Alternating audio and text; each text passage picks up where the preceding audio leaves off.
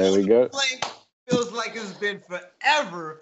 Yeah, we missed an episode last week, but this week we hope to bring some good news. But along with me, I got some friends. I got Ribs, the 6-time champion. Let them know who you are, man. What's going on, everybody? It's J Ribs here. Still part of Ghost Gaming, streamer, influencer, brand ambassador, ex-Gears of War champion. How's everybody doing tonight? Happy holidays. All right. Hey. And my main man, Kevin. Listen, this guy, he has the most heart in Gears of War, hands down. Kevin, let them know who you are, man. What up, man? Kevin, FireArm. I'm here. the New Yorker. And Tristan, the guy that promises me every single event that he's going to go off and do well. He's going to make me proud of this baby. Third. Right. Tristan, say what's up to the chat. Hey, what's up, everybody? You already know it's a bowl cut in the cut. Everybody knows me by that. I mean, I just learned to embrace it, you know what I mean? All right, and I don't even need to introduce the last guy. Go ahead. Colin. Ladies and gentlemen, is the best dressed man in Gears of War, Colin Clarke, coming at you live and in living color, fresh off the Charity Invitational. But even more important than that, fresh off of a brand new baby. My baby girl, healthy in the world now. Love being a dad, but I am so excited to be here tonight with all of our amazing guests and side by side with my brother from another, Velly Bell. Such a good time to see you. So good to have you back. And everybody in the chat, give a big shout out to Colin. My man's a father. He got a nice little beautiful baby girl. And honestly, I'm happy for the whole family. I can't wait to have my own. I want 5, low key, but I don't know. Exactly. But everybody looks at me crazy when I say that. But let's get right into the show, man. The recap for the Ohio Invitational Tournament. Unfortunately, I say Tristan, don't start with that echo. Unfortunately, GNT couldn't be there, but we saw a few upsets. We saw a few surprises. The biggest story of the event, hands down, is pretty funny. When we talk about roster mania and upsets, there's one team, Rise Nation. Rise Nation calls roster mania. I never thought I'd say that ever in my life. And then just the complete upsets. Jordan, you were on the desk, and it was pretty damn dope to have you on there. What are your biggest takeaways from Ohio? So for me personally, it was the official debut of having me on the desk as well as my boy Ryan, good friend of mine. Him and I just trying to go up there, do the best we can to break down what's going on from an analyst perspective. Yeah. We got a lot of positive feedback. I would love to compete still, to this day, but I'm pretty sure him and I will be on the desk for the rest of the season, Mexico, whatever the last event is come spring.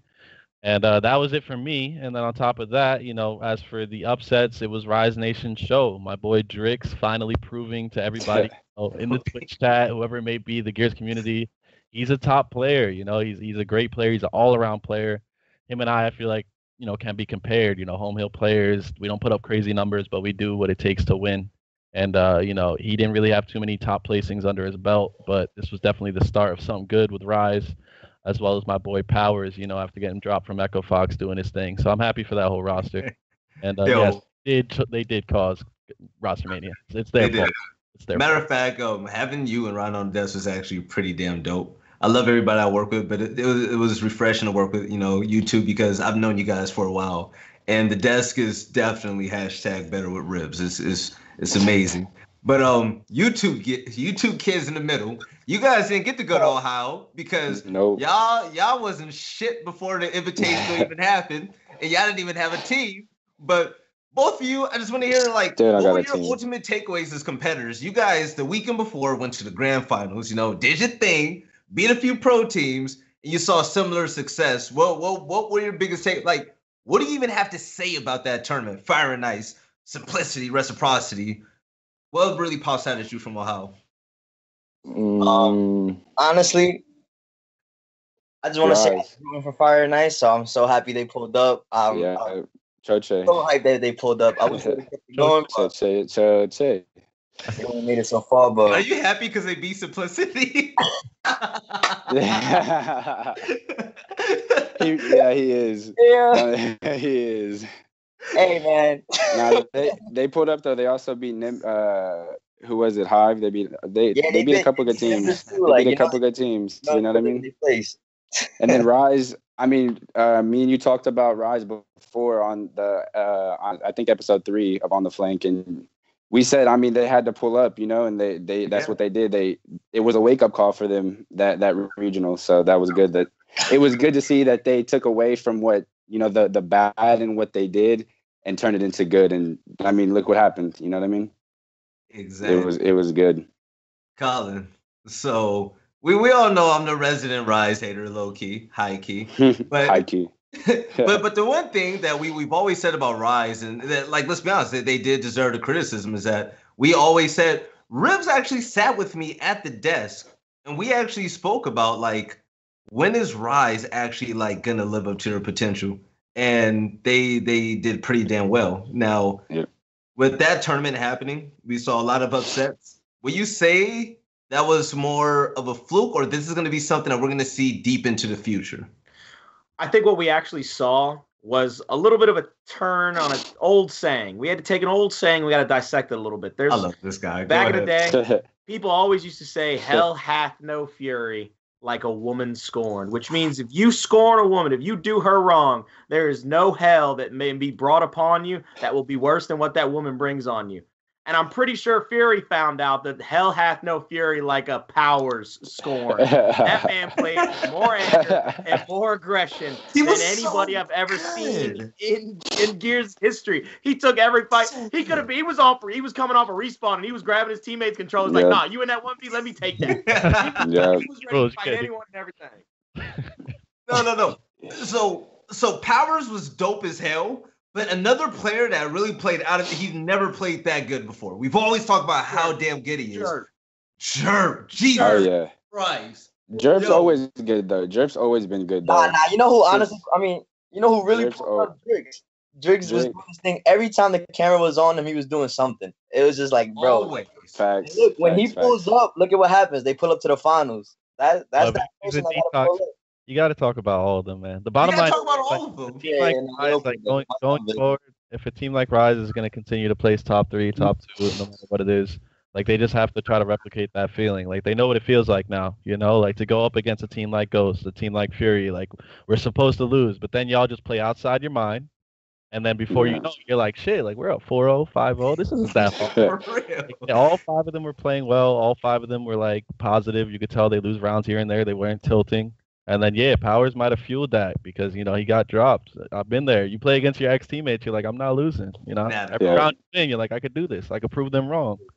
That's what real quick, I need to give Velly a little bit of props, though, because a couple of weeks ago, he actually made the statement himself. He said, look, if I can get more out of Keem, if I can hear Keem talking to his players, being the coach, being the commander behind his players, and you heard it in the listen-ins time and time again when we kept going to them, even though we had a few slip-ups in their listen-ins, tricks off to the side, we actually got to hear Keem be the coach that we needed him to be. He was telling him to rotate. He was telling him what the play was. If that team did this, well, if Ghost decided to overload one side of the map, they just flood the opposite side and keep out rotating them. So big props to Velly for making that call a few weeks ago, but even bigger props to Keem stepping up, doing exactly what he's supposed to do as the general behind his players. And you know what's funny about that? Like, so in Toronto, Ben and I, we were watching Rise play against Ghost, where Old Man Fatal actually won the game. And we were saying, like, yo, Keem isn't, like, we know Keem is better in this. Like, he's not talking much. He's not really doing anything. Like, Keem, you got to get in there. PR actually he went over to them and told him the same thing in person. And then on Sunday, so in the recap videos, which are some of my favorites, shout out to TC for them because they're actually fucking amazing. You actually hear Keem say, yo, like, shut up and listen to my voice. Like, listen to everything I say. And Keem made sure he was a deciding factor in all of their call-outs, which is phenomenal. And honestly, if that keeps up, Keem might be my pick as one of the better coaches out there because he's a pro player. Like, if he quits today, he could get on a pro team. Let's be real. Keem can actually... And he's been putting up numbers. Yes, Keem can actually place top 6, top 5 if he wanted to today if he wasn't a coach. But... I'm going to be a bad guy, all right? We talking about all the good that Rise Nation did, all right? I'm going to say it, man. That level of play, that high level of play with all that energy, that you're going to have to maintain that shit. And especially coming into Mexico City where Roster Mania is going to peek his head out and be like, boom, motherfucker. Yo, we got these new stacked teams. Like, what's good? And their honeymoon phases, might I add. You're going to have to wonder if teams like Fire and Nice and Rise Nation are really going to continue shooting off on all cylinders. Because let's be honest, everyone has a great event. And a team having a great event collectively, that's amazing. But we've also seen that with Splice. Splice got top 2. And then Ribs, have they ever placed top 3 again outside of Vegas? Top 4? Yeah, they got all right, so they got 3rd in Paris. Or no, they got 2nd in Paris, right? Paris. And then they got 3rd in season 2. So like people were saying adverse, like every 3 events he'll be the best player in the world. Yeah. But without that, they can't really do much. It's hard to maintain. It really is. It's hard to maintain. So now we're gonna have to really the Rise Nation's biggest downfall was consistency. So now that's gonna be put under a microscope because 2nd place is a big deal. And if you wind up like a Fury, RIP, and now you wind up getting top 6 or whatever again, that's going to be disappointing. So the question is, do you guys think, honestly, that Rise Nation are going to keep that type of energy and play style heading into Mexico City where everybody is playing out of their minds? Because let's be honest, that the shit that Jerp was doing, you don't see every event. You don't see every event. Especially from the top players in the game. Jerpy, I'm telling you, he's always been pulling up since AOG. He's been a consistent player. I played against him multiple times, and he's always. I think he was one of the most underrated players in season 1. Honestly, for sure. And I think he's always played at this high level of gameplay. He's just finally getting that recognition that he deserved. Honestly. Yo, I want to just shout out to chat real quick before we move on. Chat, do you think Rise Nation gonna keep up that energy, or do you think Velly's stupid? And, Rise are going to continue doing the damn thing. I want to hear what the chat has to say. Escamani, you're biased, so I don't want to see what you have to say, all right? Rise Nation guy. But another thing I want to point out, man, Reciprocity, they actually did something that I predicted, which actually made me feel good. I always felt like Reciprocity could be a top 4 team, and they actually beat Space Station, which was a pretty damn big deal because not a lot of teams can beat Space Station. Also, you take a shit. Oh, go ahead, Colin. No, because it feeds into something I've always harped on. Every time I talk to Space Station or talk to those guys, they don't put a lot of emphasis in their practice, and they don't put a lot of emphasis. They're like a lot of people that I hear talk about. Well, it's online, you can't take it seriously. We can't practice the way that we should play on LAN. You're gonna pull up to a tournament where it's possibly one and done. You're going home and not making it out of pool play.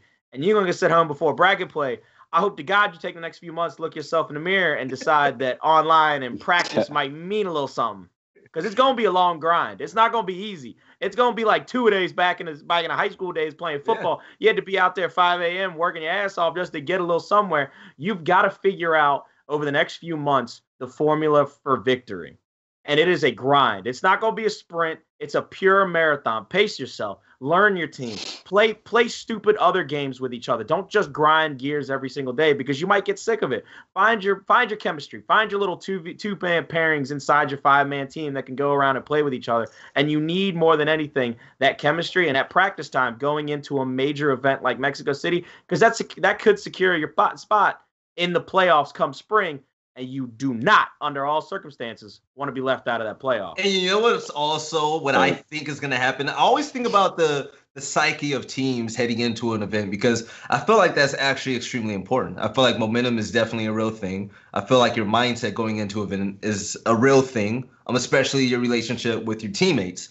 Heading into this next event, I'm honestly scared for Space Station. I don't think they're going to be the same. You know why? Because take a look at Fury and Tell me if I sound completely stupid for this, Jordan, but it affected us too. Like when I played back then, like if you place top 3 or top 4 and you're known as the top team and you're doing well for so long, you're always that top 4 team, always top 4, always top 2 like Fury, and then all of a sudden that one event comes where you get 6. That doesn't kind of push you, near the edge just a little bit. You start questioning things. Things aren't going to be the same. Before you were complacent saying, we're going to be in the championship game against Optic anyways. And then now you're looking at Fury, and Fury's no more. Fury got top 6 multiple times this season, something that we've never seen. And now we're looking at Space Station Gaming, a top 4 team. Not yet championship, multiple championship games just one time, but now they get beat by Reciprocity, an up-and-coming team. Do you think that that's going to be an issue moving forward? Less so for Space Station. I mean, like, nothing against everyone that did well in Columbus. It was still a single elimination tournament. They went 1-1 and they went home because of it, whereas the other two teams went 1-1 and they went to champ bracket, Yeah. But for Fury, yeah, of course. Like, I can't speak on it from experience. My worst placements in Gears 4 were 4th place, 3rd place, and then aside from that, I made finals a lot. But like, once I got dropped from that Envy squad, they beat us the first event, and then they got 6th place or 5th place twice. I don't know what that feels like, but I know I talked to Praise, I talked to Fran, like, your brothers, all of a sudden you start doubting them a little bit, and you start to, question, is this team really championship caliber? It's tough. I think Space Station right now is, in my eyes, I think they're in a good spot. If I'm them, I wipe that loss off. Even if I'm Ghost, I wipe that loss off. Single elimination, whatever. Mexico is what matters. There was no seeding points on the line. That was an event for charity. That was an event for the bigger cause. Mm-hmm. It was competition. Everyone was giving it their all. No one wanted to lose. Like, I'm so mad that this roster mania is even happening, because that event was. We're gonna get on that. It was a side event. It wasn't a circuit event. You're right. So that being said, Fran, I hope that he could find himself a great roster. I feel like he is the best IGL in the game outside of Explosive. I think he does have what it takes to beat Optic more than any other IGL in this game. And as for Kenny and Icy, ex-champions, they were on a pedestal, and now they're in the desert. So, true. Hopefully this roster mania, all these players, Kyle, one of the biggest hearts in all of Gears. Like, I hope he comes out with a good roster and with teammates that he's happy to sit next to. And we're going to have to go ahead and just wait and see. I don't know. You guys, everyone in the chat has more intel than me. So I'm just here just to speak on my experiences. And we'll have to wait and see what these rosters are when they Ribs just chilling. Hopefully some point during the stream, we hear Ghost execs in the background and Ribs microphone talking about the team changes or whatever. But moving forward, talking about team changes, actually, GNT, the team that got top 2 in Toronto, unfortunately, they're no more. It was Kevin, FireArm. You had Tristan. You had Heza. You had Toady. And it was actually a really good team. You guys had Crushmo as well. What happened? But you guys are free agents. What happened? How are you going to get fired on your day off? Let them talk. I need to know.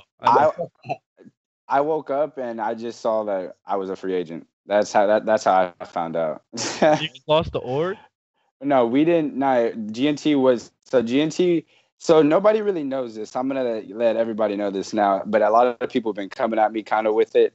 My team, they wouldn't. Some of them wouldn't have been able to get there. I'm not gonna say names if I didn't. Like, I kind of funded some of that team, and people don't know that behind the scenes. So this whole time we've been looking for an org, and I guess somebody came at a couple of our teammates with a good salary offer, and I woke up and they just said that they were out. So that's how that happened. Not even a good salary offer, but yeah, a salary offer.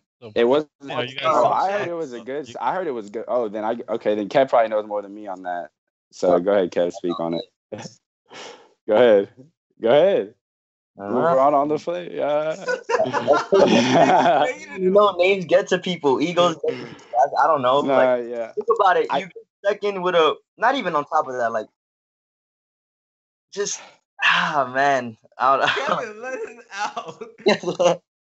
Kevin wants to let that New York out. He's trying to hold it back. Like this. Let's be honest. Right now, you guys are free agents. You don't have a team anymore. Either people are gonna guess and say what they want why your team broke up, or you can, give the real reason. You don't have to leak anything that'll burn bridges. But if you want to talk about it, you don't have to talk bad about anybody. But there's a lot of people out. Like, I think it's honestly fair to say, like, not even to bait you guys to say some wild stuff. I think that it'll be healthy to just, talk about what happened. It won't hurt anybody as long as you're not leaking anything, super confidential. And we want to know. We're fans because GNT actually stole all of our hearts in Toronto. Like, we love that team, and now that team is gone. I was rooting for y'all big time. Like, we need an explanation why we don't have our favorite team to root for. Pretty much Toady and Crush. I don't know I really don't know who they got picked up by. I'm sure Kev does, but a package. It was a package. Yeah, they're a package. So them two are out. I don't know where they went. Kev might, like I said, but they're a package deal. So there you go. You know what I mean?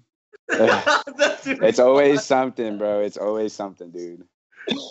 How do you play, bro? To be honest, Velly, to be honest, the reason why I can't answer this is because I swear I've had so much potential with great players on my team that it just doesn't make any sense to me. Like, I literally be having the best potential with people on my roster, and somebody outside gives them, I don't know what they want to hear, but they hear what they need.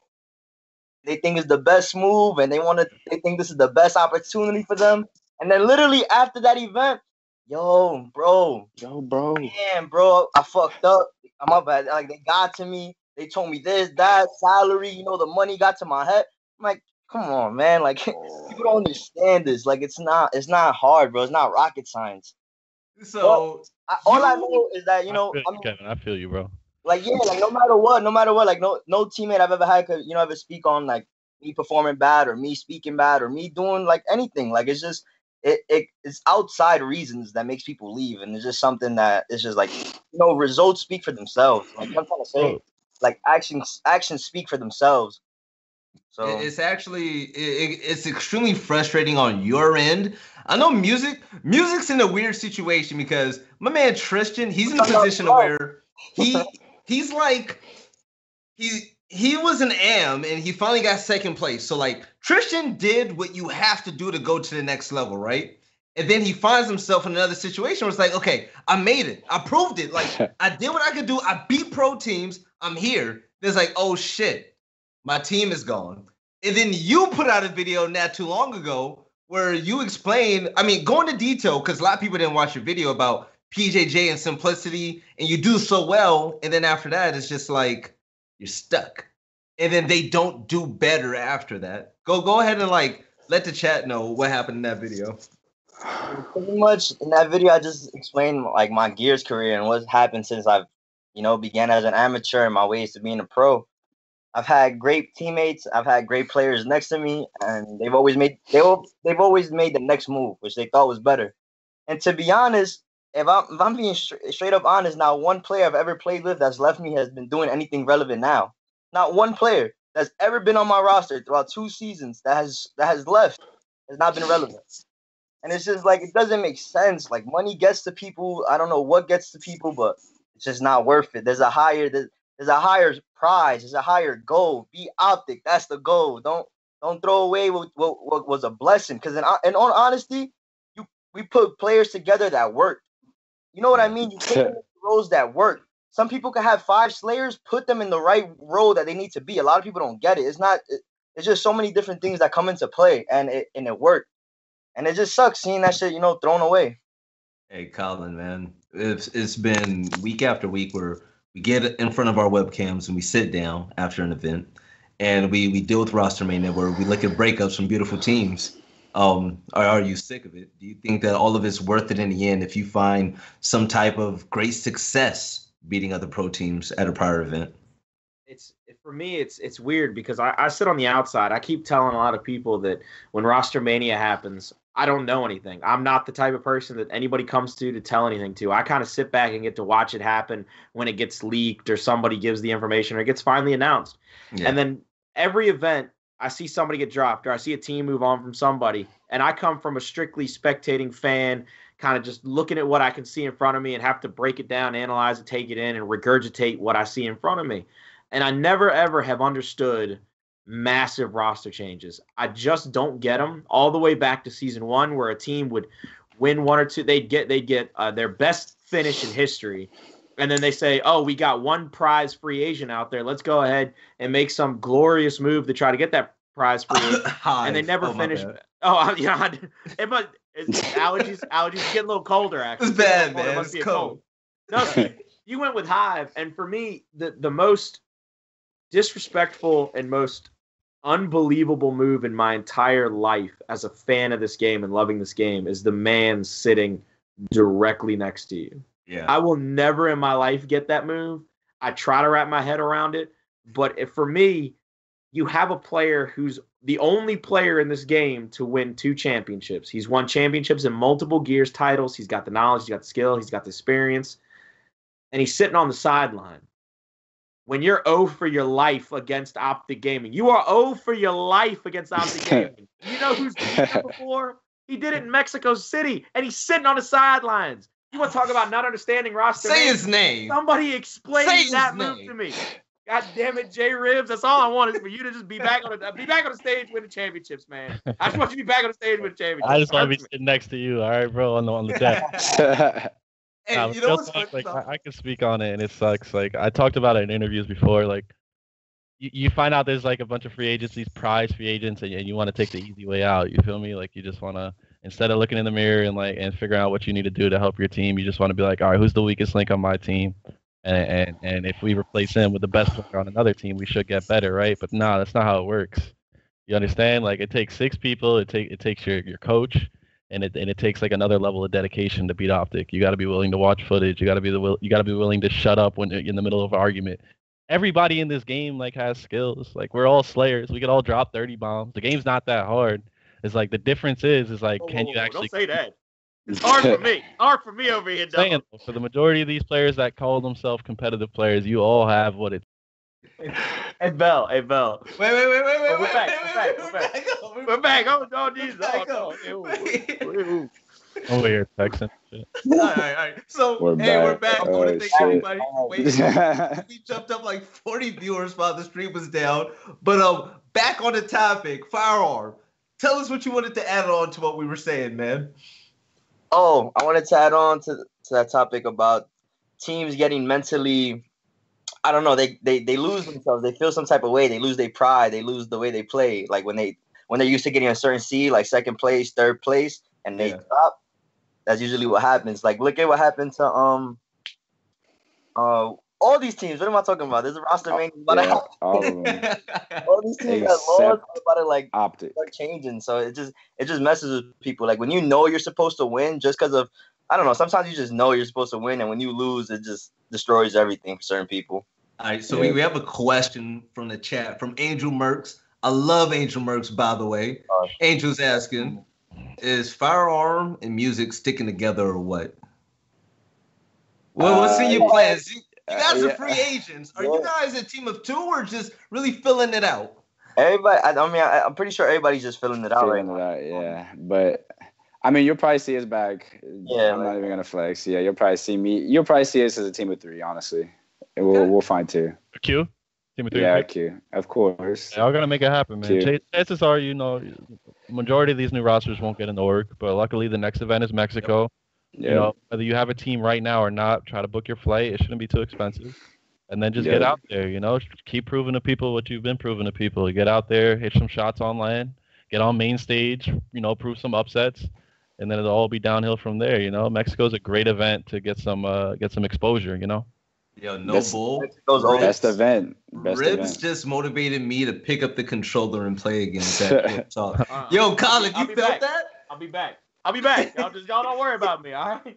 No, Ribs is absolutely right. Like, most of these teams aren't gonna find an order, especially with the check chasers. So you guys are gonna be fine. Just fill it out. Just take your time. You have a lot of time to really sit down and think about the composition of your team, and hopefully it works out. But before we move on to the next topic, anybody have anything to say about Crushmo, Toady, FireArm, anything, or is that it? I'm going to say it's not about the names. I tweeted it. It's after we play second. It's not about the names. I promise you, my teammates or our old teammates will be free agents by the next event. After, like, maybe even before Mexico, I bet. I'd put money on that. Cool. It's Gears of War, man. I got 10 on it, actually. Like, if I'm being honest, like, it's talking about Crush and Toad, you're saying whatever roster they make won't stick? It's just Gears. Most of these rosters don't stick, dude, and you know that. You're right. Yeah, like, I mean, Icy can come out of nowhere. Hey, that didn't work. Oh, let's go. You know what's actually funny about the name conversation? And Rivs, he talked about it. FireArm actually has some really good placements. Music, what was your highest placement other than Toronto? 12th. Yeah, 12? Okay. Yeah. So, I mean, you had a shitty placement before Toronto, but Toronto was good. Yeah, but FireArm, actually, he got top 6 with Simplicity. And then, you did extremely well at the regional. And you've actually, PJJ, like, we know your brand. We know what you're about. It's like taking a look at like Tody and them, like big names and flashy play styles, they always get priority, which is so funny because what Riz was saying before the stream went out is that there's always that scapegoat. When a team doesn't do well, everybody sits back and say, we can't beat this team. We need to kill them. So everyone looks for like a goon or whatever. But it's really the Drixes and the Ribs and players like that that help teams out that a lot of people don't understand. He said that anybody can drop 30 bombs, and I agree with that. You just have to think about who's going to help you get that 30 bomb because you're not going to win every 1v1 by yourself. You're going to have that Jerp lancing for you. You're going to have Drix helping you out. Hey, you might need FireArm to hit that body shot with the sniper rifle. So, like, really take your time when it comes to making your next team. But talking about team, I've been waiting to talk about this. And Colin. Real quick, I just want to add on to that. Oh, go ahead, man. Real fast, just add on to that. Like you said, the Ribs, the Drixes. No matter what, this will never be a 1-2-man game. You need a team to win. Simple as that. Yeah. Everybody does their part. Everybody knows what needs to be done. If you really have a championship mindset, like I've had 40 bombs, and it's like I know I didn't get that because I'm the best player in the world. I got that because I have great teammates. I have great teammates shooting for me. I have teammates applying pressure on the other side of the map that makes my life to get easier kills, whether I win it or not. It's map positioning. It's the way people apply pressure. That's all that matters. You get on the hill, you're Mr. Crabbing them, trip capping out of nowhere. You made that play that has everybody, you just won a round. Now the other team is lost. That just messes up with their head. Like, how did that even happen? That one player, like the smart player is the one, you know what I mean? Closing out rounds. Yeah. Just by getting in the hills. Like, it's a lot of things that come to this. It's not just, you know what I mean? It's not just getting kills. We can all do it. We can all press A. There's one thing I want to point out before we move on. I remember season 2, I think it was after Dallas or whatever, when you were looking for a team with eternity, Kevin. And I remember a lot of people, I'm sorry for throwing it out there, a lot of people were like, no, we don't want him. He's trash. He's not good. Like, what has he done? What has he done? Yeah. And then the next event, you placed higher than the 2 people that said that. Yeah. And people there, Gears of War 4 has 2 events left. And I feel like during this point in time, you really have to put your pride and ego to the side because everything you've been trying to do right so far hasn't been right, and you're still looking for the winning recipe. You're going to have to start doing some wrong if it's wrong to you. When it comes down to it, people just got to get out their comfort zone. I get it. You know what I mean? People like to stick with I agree. People like to stick with who they know or who they heard of.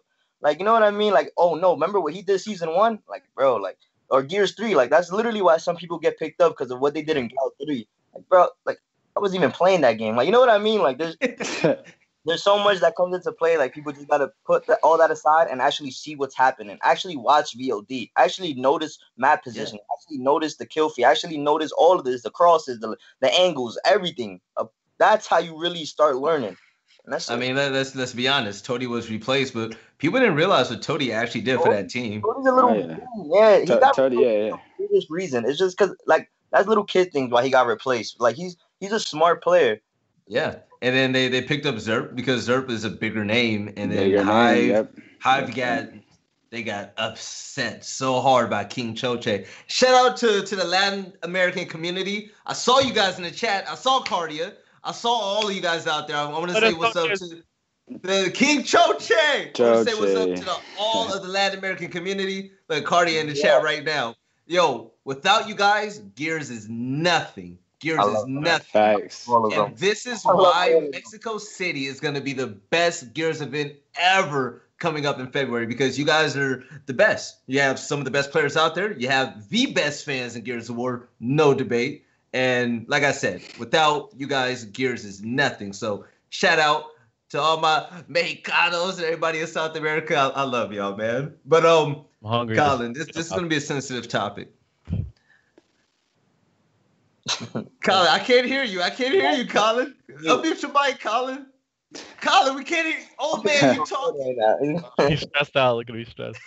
Colin, old man, you talking and we can't hear you. Unmute your mic. Because I don't want you to hear me crying. I don't want you to hear me crying. That's what the problem is. I needed to have it muted because I'm crying. Colin, I want you to have the honor of opening this, but I just want to say, as we know it, the team formerly known as Envy, formerly known as Echo Fox, formerly known as Fury, they're no more. Continue. Do you even know all of it?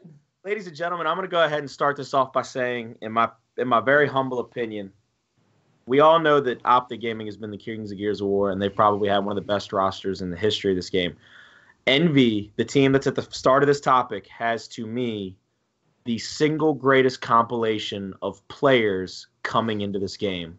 I absolutely adored that roster. I drove 6.5 hours to play with that roster on a LAN just to see them do their thing front and center, because I could never get closer than I did in Charlotte when I got to watch Toy Soldier, Jordan Ribbs, Brian Solers, Praised, Erodi, and Franchise Mavo do their things, do the best that they could do on a LAN event. After Ribbs was taken off that roster, it got shaky for a while for that roster. They moved over to Echo Fox Franchise, continued to play with Praise, continued to play with Solars. Toy Soldier and Jordan were the first casualties of that original roster. It was really hard for me to see both of them go, because I love both of them as players and as people. And as that roster continued to change and evolve, Kyle kind of took that 4 spot, and then the blow-up happened. Right before New Orleans, Echo Fox was gutted, for lack of a better phrase. Praise, Solars, head over to Optic Gaming to join the Kings themselves, Mental, Summons, and Explosive.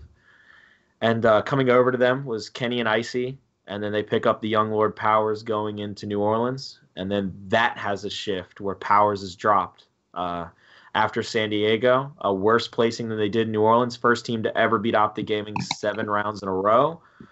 They end up making a team change based on their worst performance in San Diego. They drop Powers, they pick up Shock, and they lose in Columbus. They have one of the worst showings I think I've ever seen for 5 guys that have all the talent in the world. The worst. And next thing I know, all I can read on the Twitter line, all I can hear, and the rumors and the whispers coming out of the dark hallways and alleyways is that Fury's dead. It is no more. The core that was that team of Franchise, Kyle, they're no more. Kenny's gone. So now Franchise is looking for a home. Icy's looking for a home. Kyle and Shock seem to be a bit of a team of 2. Kenny's looking for his own team, so as from what I can hear. But at the end of the day, you started out with the E Classico, Optic Gaming, Envious. Those teams went at it all season 1. And the one time that Envious got the better of them, it was in Mexico City. It was on the backs of some of the hard work, like somebody like Jordan Ribbs, who put in everything in the world. And it was one of the greatest finishes to a single Gears of War tournament that we ever had.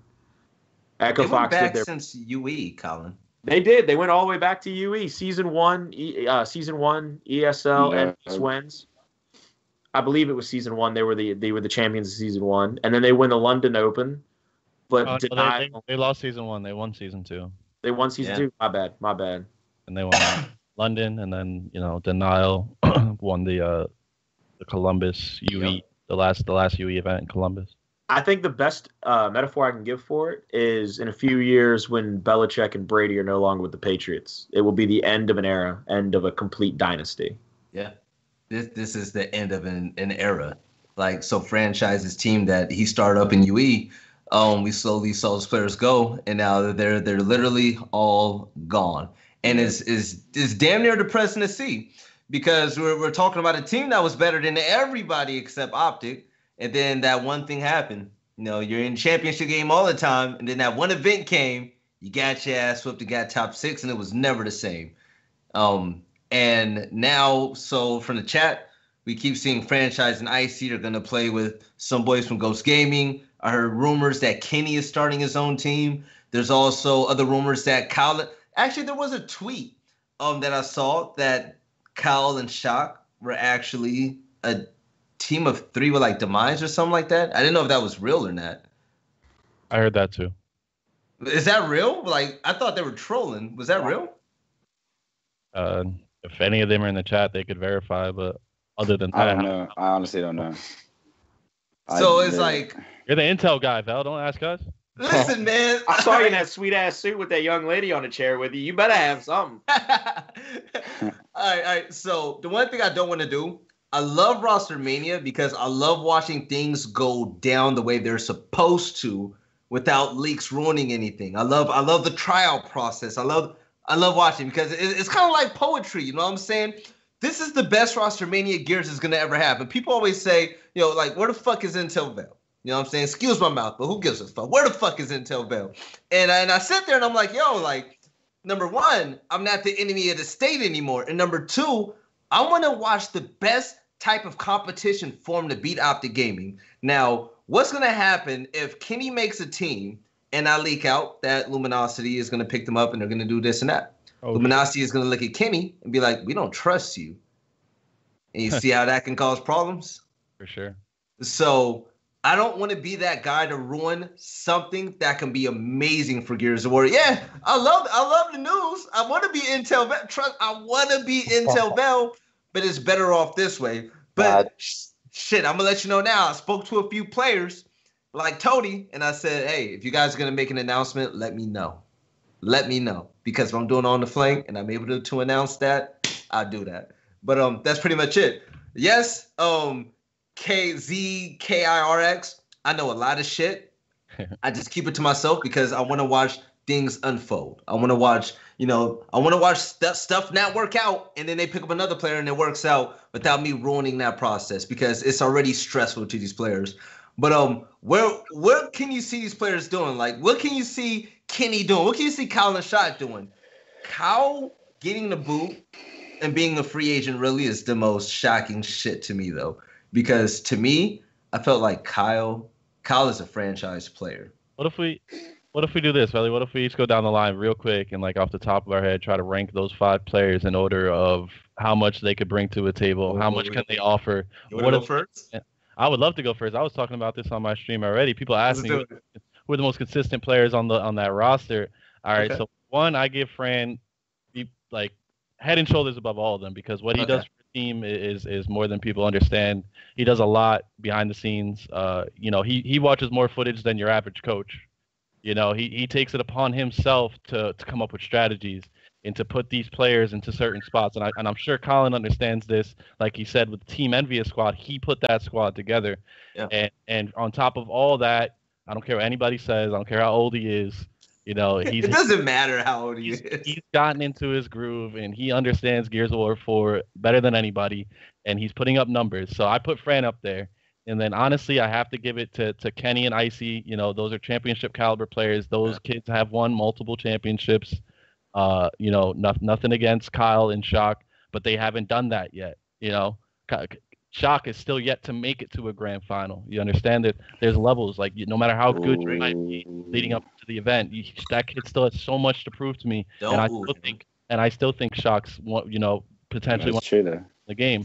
So that's my order. It's Fran. I give it to Kenny over Icy, just because Kenny is a level-headed player. He still does everything that players don't want to do on the team. And when he does have off maps like he may have in Columbus, it's because his team isn't letting him play. Icy is still a huge liability, but that kid is talented. He reminds me of Speedy in the sense that he could, his emotions could get the best of him for the better or for the worse. So that's my order. It's Fran, Kenny, and then it's Icy, Kyle, and Shock. Nothing. All right. So first off, Rib, 6-time champion. I can't talk too bad about you because the chat is going to side with the 6-time champ, the recent pro player. Oh, yeah. Disagree with me. That's but the disrespect, Ribs, the fact that you're going to put Kyle so low on that list. It's only 5 players. It's not like I'm on the 4. I'm talking about how can these players possibly beat Optic? Who has the best chance of beating Optic? You can't have a team that beats Optic without an IGL. Fran's on the top. Kenny and Icy knows what it feels like to win a championship. Kyle and Shock haven't felt it yet. They barely made it to finals, both of them.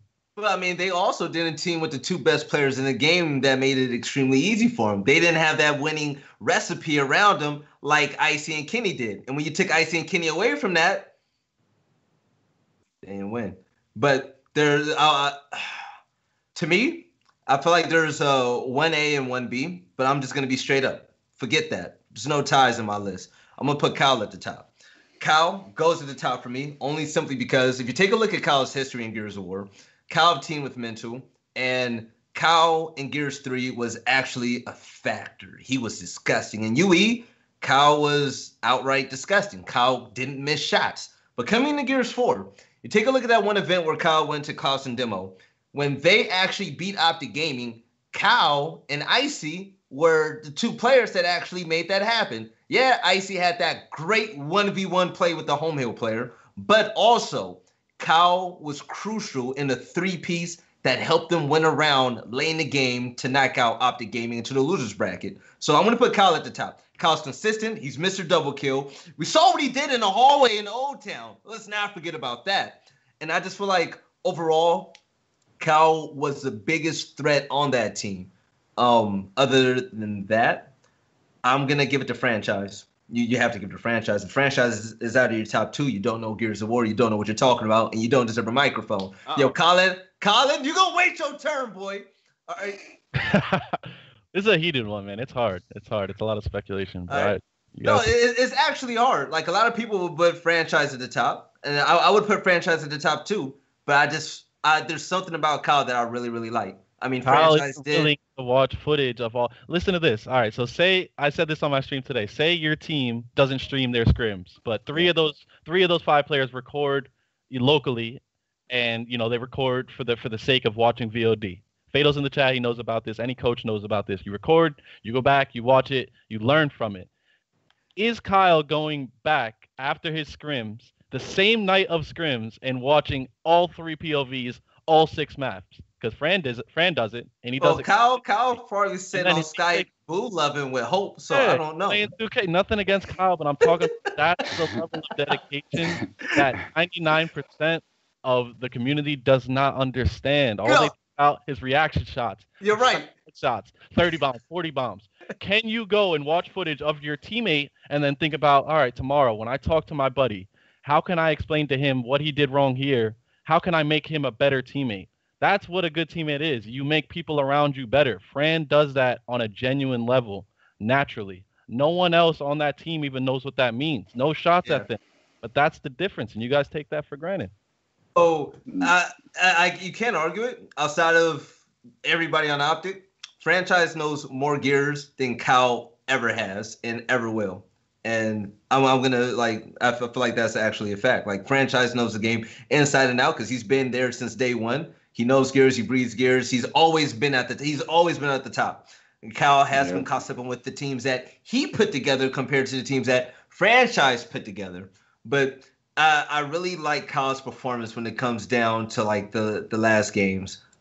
That's not taking away anything from Franchise, because Franchise is actually the best player on his team when he plays against Optic. He's the best player on his team when he plays against Ghost Gaming and everyone else. That's not a debate at all. But I want to give it to Kyle because I just feel like his versatility and just what he does is insane. Franchises. Else, but that's a difference. Let's keep it rolling, Vel. Who's 3 through 5? Colin, you gonna wait? Oh man, you gonna wait? I'm impatient. Right. So after that, I'm gonna give it to Kenny. I feel like Kenny is extremely valuable. Kenny, he is. It's kind of funny because we know Kenny can be that player that takes over the game. But Kenny is so unfucking selfish that he actually takes a back row and plays for his teammates. Which me and Kenny, we don't really talk like that, but I give him the utmost respect because I appreciate what he does for his teammates. He's not selfish at all. Kenny will gladly walk around with a Lancer, and as long as he gets a W, he doesn't care. But at the end of the day, we know Kenny can pull out a shotgun and bust that ass. After that, I'm going to give it to Icy, only because I feel like Icy can be way more than what we've seen, and we haven't seen that yet. There's no disrespect to Icy. I just feel like he can be so much more than what we've currently seen since he left Optic Gaming. Can't really disagree with that. You can't. After that, I'm going to give it to Shock. Shock, he's never beaten a top team. Never beaten a top team. And he doesn't know what championships taste like. He doesn't know what it even tastes like to even get close to it. Shock has always been on the team that does extremely well. And then when you play against the top 3, nowhere to be found. Great kid. I think he's amazing, but he's going to be at the bottom of my list. But Colin, oh man, go ahead. No. I want to hear FireArm, and I want to hear FireArm. I want to hear too, because that's coming from a player's perspective. And I need to hear. I want to hear that. I'm writing all this down. Fellow peers are more important. I was gonna let Colin take it. No, FireArm. After you, my good friend, my guest. Colin's gonna have the last word. And once again, glorious. I'm the one who made this whole debate. Yeah. We're talking about if we're ranking these players, most of the table. Most of the table, not just in the sense of anything, but just to actually win a ship. If any of these players end up on a team, are they going to help that team beat Optic? I mean, first, so is gonna be Fran, for plenty of reasons that even I've seen from the outside perspective. Yeah. Second will be Kyle. Kyle's clutch. He's clutch. He's clutch. He's clutch. I'm not gonna lie. He's a clutch player, man. Like when it I feel like he's a clutch player outside the game as well. Like, you know what I mean? Then third will probably be Kenny. Fourth, Icy. Fifth, Shock. I agree. Okay. That's not a bad list. Tristan, let's see if you off the rocker. I'm gonna go ahead and give number 1 to Fran, just because, like everybody else said, he's, I mean, an in-game leader. You can't replace. I mean, what is a team without an in-game leader? You know what I mean? Second, I'm gonna go ahead and give it to Icy, just because of his raw skill. I've been watching Icy since I was like 15 years old, watching, you know, Gears 3, Gears 2, Gears 3. I mean, and I've seen it in this game too. He just has a pure raw, like he has raw skill, like y'all said, like Speedy. He just is naturally good at Gears of War. Third, I'm gonna go ahead and give to Kenny, just because he does everything that everybody else doesn't want to do. Like Rip said, he's that player that people don't appreciate when like some of the wins that they get. He's not like we were talking about earlier. People care about the flashy plays, and he does everything that people don't want to do, in the sense, just because it's not flashy, but he's putting himself in spots where he's supposed to be. He's just doing everything right all the time. Then fourth, I'm gonna go ahead and give to Kyle, just because, I mean, Kyle's Kyle. He's a GOAT. I've played against Kyle a few times. He actually beat my team in Paris. He's annoying. Yeah, he's hard to kill. When he's hot, he's very hard to kill. And fifth, Shock. Just, I mean, it's a hard list, and everybody else, I think, just goes above him, honestly. No disrespect to Shock. Shock is a great player. Stop saying it like that, Velly. Like this is the list that should never be made. You're not supposed to pit your teammates or ex-teammates against each other.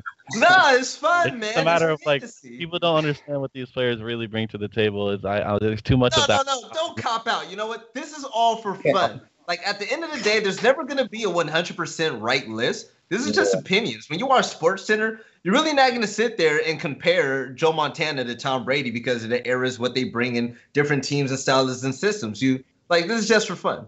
So, listen, my man has been patiently waiting. Colin, well, hold on, real quick before we get to that, I wrote down everybody's lists, and then I if you were fifth, you got 1 point. Shock is fifth so far. He is the last person we ranked on everybody's list. Fourth place gets 2 points. Third gets 3. Second gets 4. First place 5. I'm pretty sure I don't have to say who my number 1 pick is from that team, or my number 1 player from that team is. I'm sure it's pretty obvious to everybody in the entirety of the world. It's franchise. It's always going to be franchise. Mm-hmm. If I had one game to win for my life and I had to build a roster, I'm picking franchise first. I would just trust him with everything. Wait, time out real quick. Go ahead. Hey, Shock said fifth isn't too bad if it's out of 100. Shock, this is fifth out of 5. Go ahead, Colin. Go ahead. Dang. But of course, everybody knows I pick Fran. He's always just gonna be up there for me. I think on a level playing field, everything that he brings to the table, as everybody has always continuously said, what he can bring to a table, what he can bring from a leadership standpoint. He's number 1.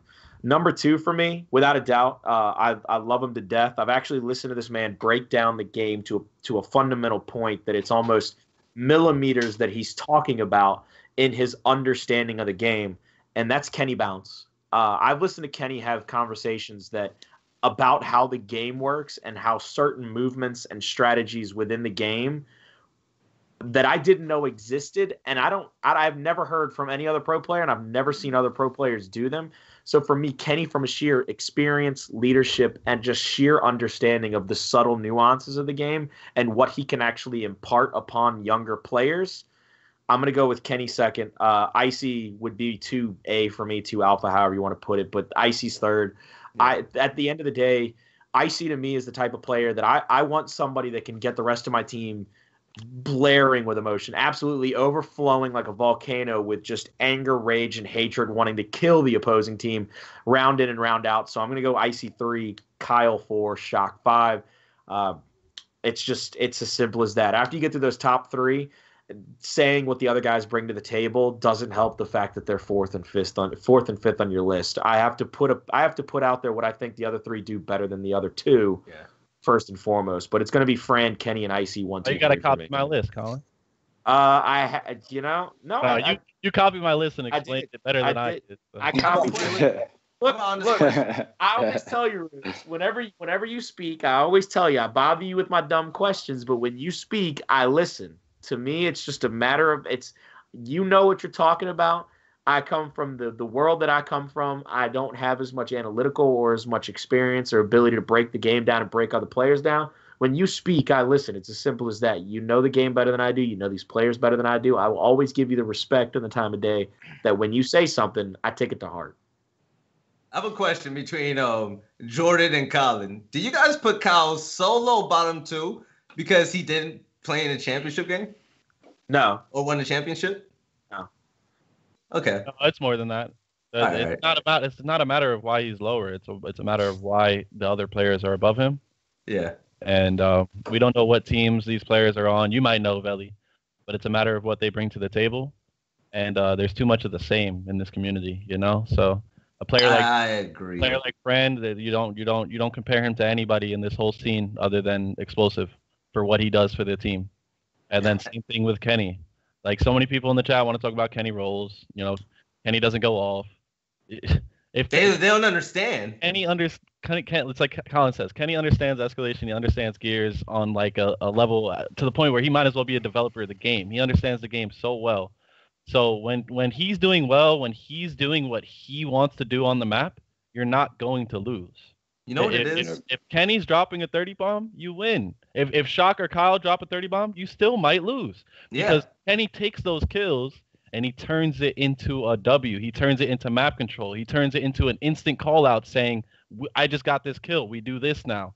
People don't understand how important that is. Fran does the same thing. He commands the troops. It's one thing to just go and find a kill for yourself, but it's another thing to get a kill and now tell your teammates what to do to set themselves up. Clip that part. I never heard shit more true. That's how a respawn game type with objectives on the map. That's how it works. Yeah. It's not just wall bounces and kills. That stuff matters more importantly than others too. But you have to turn it all and make it into a package. And Fran and Kenny have the package more than the rest. And there's less liabilities with them because they're dedicated. They're smart. They're personable. They're not going to shit on their teammate unless it means making their teammate better. I love Icy to death. But when he shits on you, it feels like you're getting shit on by someone who doesn't like you. And it's not a good feeling. Sometimes it can be. Sometimes it can help you play better, but other times it's not. And Fran and Kenny know how to give constructive criticism. They know how to watch footage. And more than that, they've won. And you know what cracks me up about that Kenny stuff, man? Like, people don't realize how good Kitty actually is if Kitty wanted to be like a player to go out there and get kills. Like, he can definitely do it. And most of these people, they weren't there when Kitty played down low on Clock Tower. Like, Kitty's actually extremely annoying in fights, especially 1v1s. Kenny can really be that guy, but like I said, he's extremely unselfish. That's what makes players like him actually like invaluable. Not to mention Fran and Kyle out of that list have been playing longer than the rest. And you know what's funny? This is honestly the first game that I personally watched Franchise. I could be wrong, so I'm not going to put a lot of stock into it. Where Franchise really has played a huge Slayer-like role on Sundays. Yeah, I'm still on the shows. Oh, like Franchise back when I played. Franchise played like me. He was you guys are stupid in the chat. Franchise, now we played the same role back in the days. Like, we were just versatile players. Like, we sniped, lancered, and shotgun if we had to. And moving along, Franchise actually, like, he's evolved to just be the jack of all trades. He can do everything. And now it's at the point where the man is about 36 damn years old, and he can go out there and have the most kills on his team against Optic Gaming in a close game. So that says a lot about who he is and just his character. But Roster Mania is going to be crazy. I am pretty sure we're going to get a lot of word about finalized teams next Monday on the flank. But closing, because I need to take my fat ass to the gym. You guys have anything to say, man? Say it to the chat. Go ahead. Start with Let the guest take it. I mean, I know everyone right now is gonna be like, "What happened to Ghost? What happened to Ghost?" So like, the rumors are Ghost is trying to pick up some of those free agents. Nobody knows. Don't feed into any of the rumors. I don't want to see anyone talking bad about that roster. You know, the last major event with San Diego, they played amazing. They just, for whatever reason, going from Saturday night into Sunday, they couldn't replicate it, and that's hard. It's not easy to play amazing all weekend. You're gonna have an off day. Is that going to cost you the tournament? And it did. They still got second. Fatal, in my opinion, best coach in the game right now. If people are saying he got dropped from Ghost, I don't know. I honestly don't know. I've been enjoying Thanksgiving. I've been enjoying the holidays with my family. I'm out of the loop. Yeah. But the bottom line is Fatal puts in more time than any of these other coaches. Nothing against Ashes, but Ashes has a different roster. Fatal took one of the hardest, uncoachable teams, made them improve, got them a chip. You know, he rolls with the punches. He went and played at Toronto. He beat Rise. You know, maybe he was the reason Rise played so well. They got so mad they lost to Fatal. They showed up the next week. They're like, no, I'm not losing. Like never again I lose. So the bottom line is if I was the general manager right now of that roster, I would say y'all figure it out and get back to that San Diego form. You guys should be in the finals of Mexico, not as a team of 5, as a team of 6. All 6 of those players should be staying together. Chances are they won't be though. So I think Fatal belongs to coaching whatever team they're on. I think he should still be coaching Speedy and Rushies because he's done so much for those 2 kids. And I agree. We'll just have to wait and see what happens next week with that Ghost roster. And I wish all of them the best. Time will tell. Go ahead, everything, Tristan. Man. Nah, I'm just. I bet you half of the rosters that are being formed right now won't be the same rosters by Mexico. I'm telling you, man. It's gear. It's gears. That's all I'm gonna say. Yeah, I'm closing that on that. Yo, Kev, say your part, man. I'm gonna just say my last piece right now. Honestly, like, just don't feed into the hype. I guess don't go off of what you used to know. If you really want to make the best possible move, take it upon yourself. Watch VOD from these last 3 events. Watch the players you're thinking about picking up. Watch what's actually going down. Watch the positioning they're putting themselves. Also, watch the players who made noise season 1, and when they weren't in the best position, they've had great players. Now that they're playing with worse players or not as experienced players, look at what they're at now. Look at what they're doing now. When they're under pressure, what do they really do? Nothing. Like, really, so true. Take all that in. Oh, no, I've known him for years. Stop being a little girl. Man up and really see what's happening. And if you want to make the best move, take it upon yourself and really see what you got to do.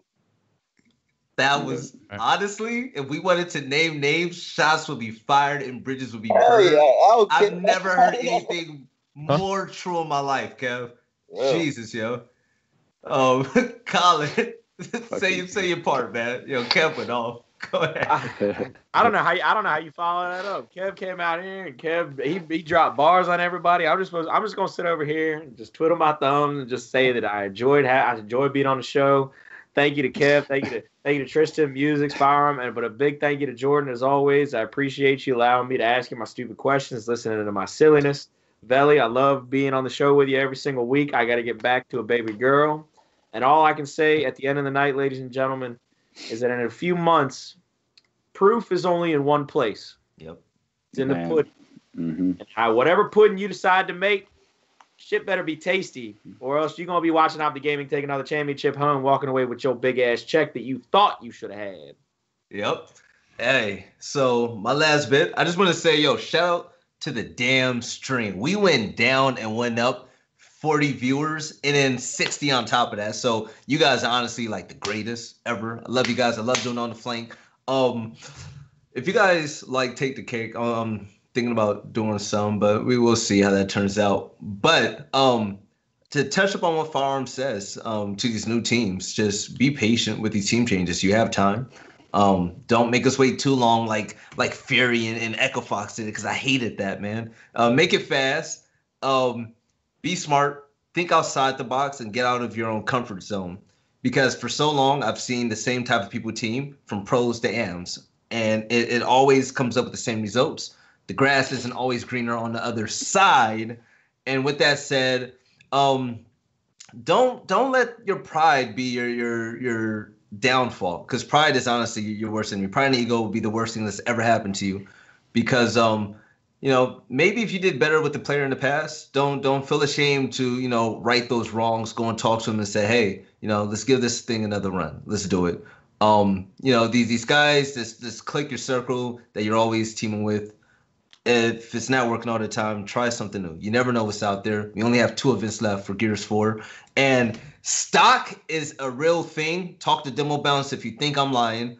With the last 2 events, you need to really show out in a big way. Because coming into Gears 5, I highly believe, like, everything that I own, I'll put on the line that we're going to have a really big season for that. And your stock going into that game is going to mean everything. If you do poor these 2 events, or even if you miss an event, you're going to miss out on a great opportunity heading into Gears 5 because nobody's going to think that you're worth the tryout. Rip, start up your stream because I'm going to host you. But I'm on it. What you call it? Make sure you make the most of it because this is going to be so damn important. Other than that, I love the chat. I see a lot of Rise Nation out there. I think it was Muchos or somebody made me a bet or whatever. I don't think Rise Nation is going to keep up that same energy. Rise Nation top 6 in Mexico. With that being said, that's pretty much it. Tony, if you hear me, go ahead. If you can, Ribs, type your stream in the chat. Tony, go ahead. Host this man, Ribs. He deserves it. I love you guys. I'll see you next Monday. And I'm done. Hit the outro, Tony. Do your thing, man.